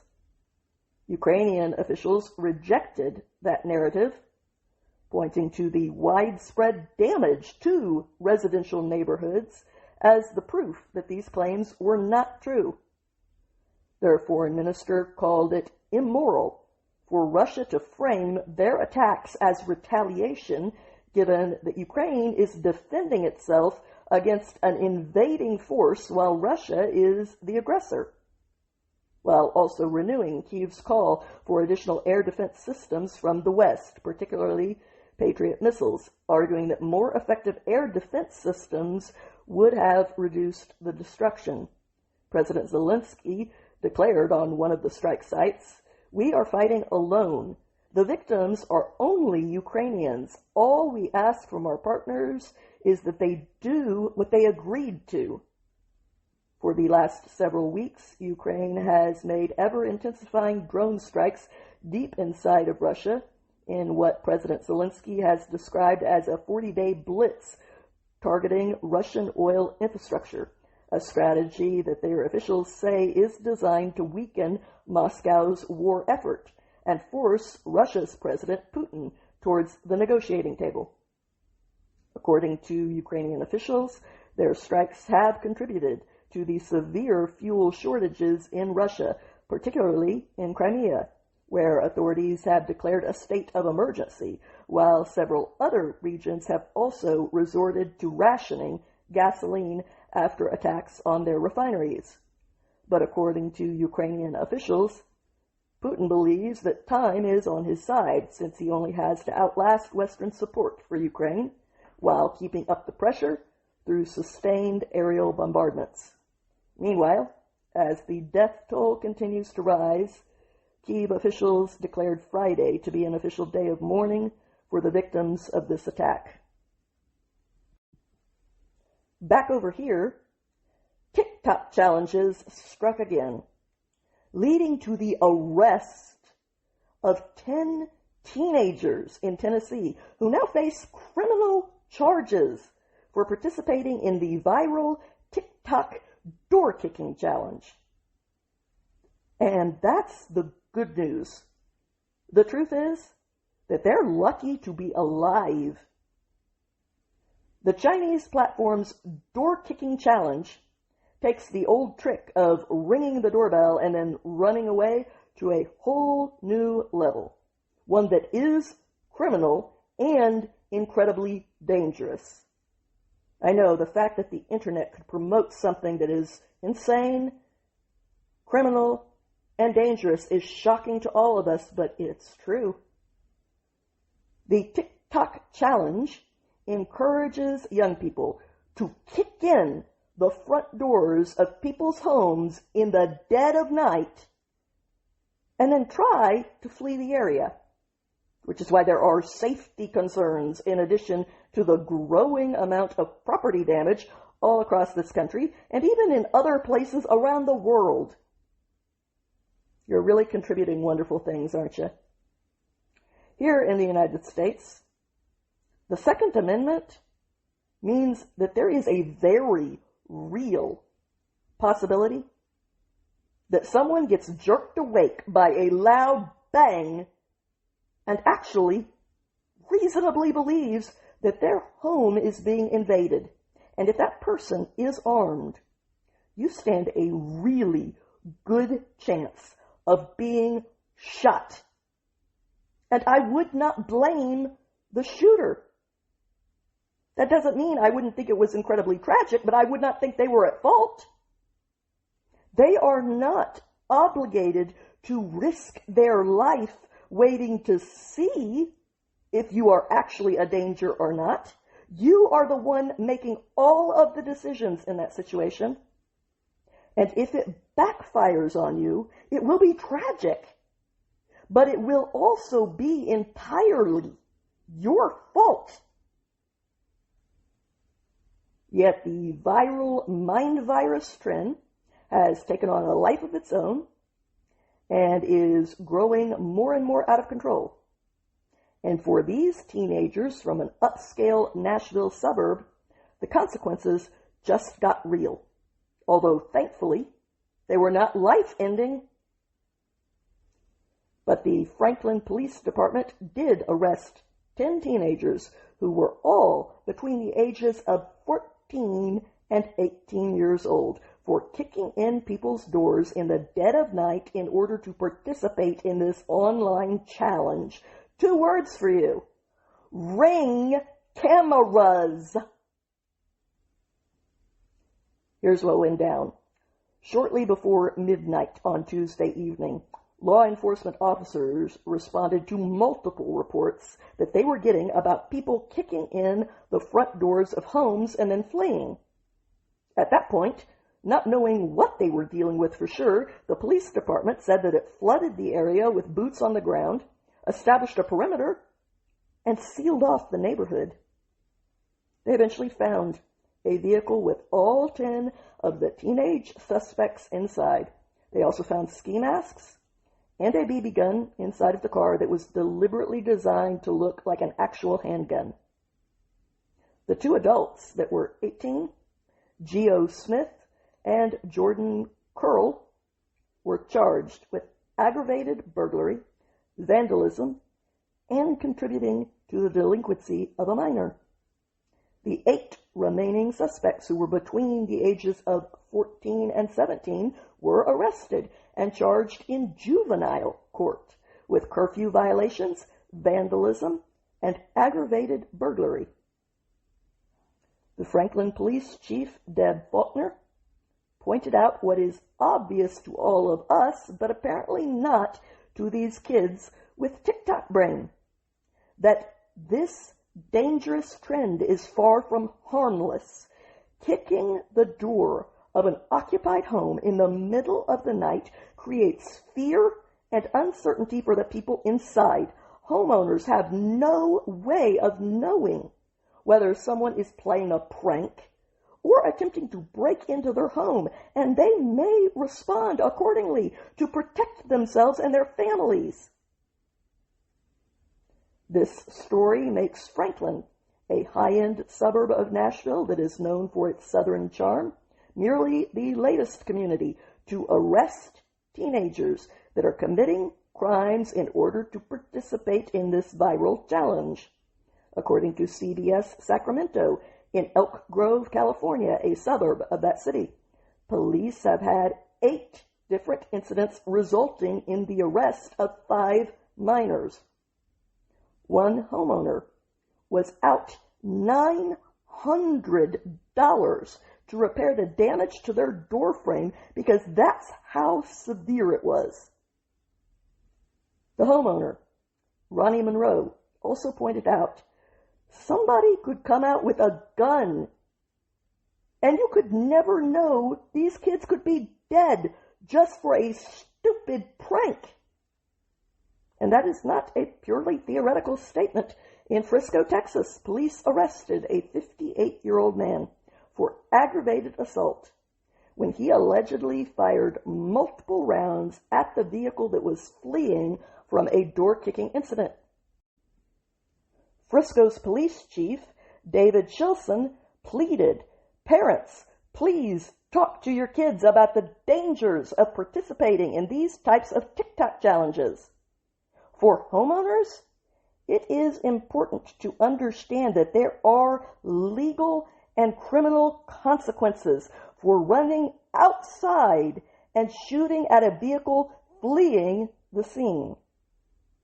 He is talking about the difference between the right to self-defense, as in shooting an invader that is in your doorway on the reasonable assumption that you are in danger, versus chasing after a vehicle that is leaving and firing off shots in retaliation, at which point you will not be able to successfully make the legal case in court that you thought that you were still in danger. They were leaving. The jury may empathize with you being fed up, but they will not be able to acquit you according to the law, which only gives you the right to self-defense. I will leave you with this. The Statue of Liberty was given to us by the people of France, our first ally. The French people gave us this gift to celebrate the end of slavery after the Civil War. It was the actual ordinary people of that country who paid for it. It was their engineer, Gustave Eiffel, who designed it. It was their sculptor, Frederick Auguste Bartholdi, who made it. It was a labor of love that took decades to become a reality. On July 3rd, 1986, 100 years after the iconic statue was first revealed, President Ronald Reagan delivered a speech rededicating Lady Liberty and celebrating the lighting of her torch. He said, "We are the keepers of the flame of liberty. We hold it high tonight for the world to see, a beacon of hope, a light unto the nations." And so, with joy and celebration, and with a prayer that this lamp shall never be extinguished, I ask you all to join me in this symbolic act of faith, this lighting of Miss Liberty's torch. Happy 4th of July. That's it for me this week. Thank you for listening to this week's episode. I hope you enjoyed it. If you did, I would ask you to please help me build this podcast into a success by clicking the like and the follow buttons, because that is what does the trick in making these things successful, and it doesn't cost anything to do. And most of all, I hope you come back again next week. Until then, have a good week, my friends.